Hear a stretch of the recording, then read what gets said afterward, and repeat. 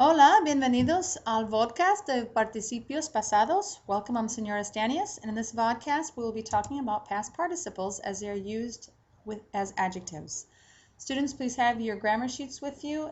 Pause as needed to take notes, fill in the information, as well as write down any questions you have for me. We're going to learn about how to form both our regular and irregular past participles in Spanish, and how we use past participles as adjectives in sentences in our written and spoken Spanish. So what are past participles? Spanish and English both have past participles. In English, they're often ending in our verbs, they end in ed.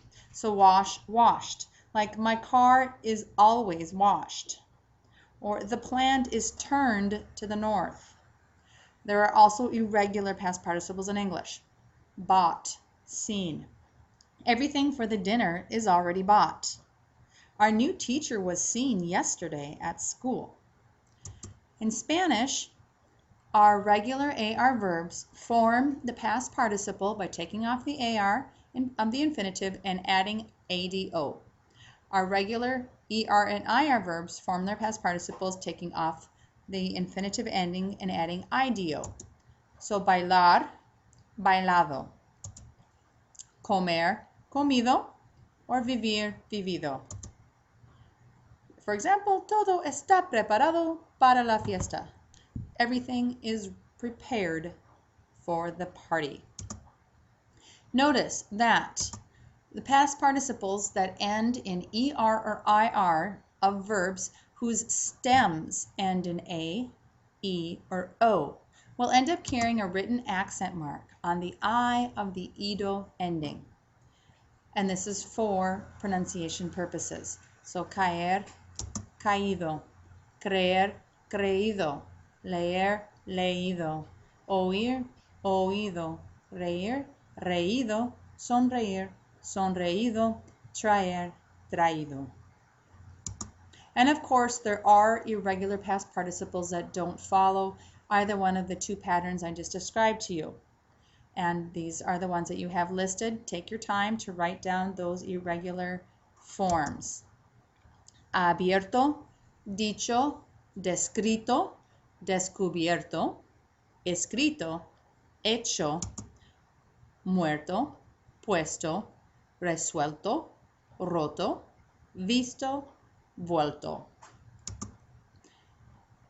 In Spanish, as in English, past participles can be used as adjectives. They can be used for other purposes, but in this podcast, we're only going to be looking at their use as adjectives.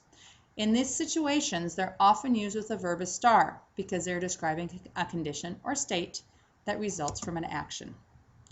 When they are used in this way, they must agree in gender and number with the nouns that they are modifying. Some examples. En la entrada hay algunos letreros escritos en español. So in the entrance, there are some signs written in Spanish. Tenemos la mesa puesta y la cena hecha. We have the table set and dinner made. And notice in both of these examples, we don't have a star. Las ventanas están cerradas porque hace frío. The windows are closed because it's cold. Los estudiantes nunca están aburridos en la clase de español. And notice in these last two examples, we did use a star. Now you do know some past participles already, then when they're used as adjectives. For example, están aburridos. You can also say, estoy interesada en lo que me dicen. I'm interested in what you tell me. Está nublado hoy, meaning it's cloudy out. Y mi tarea está perdida. My homework is lost. Make sure that you finish the Google Doc form that you will find after this podcast. Again, please write down any questions you have.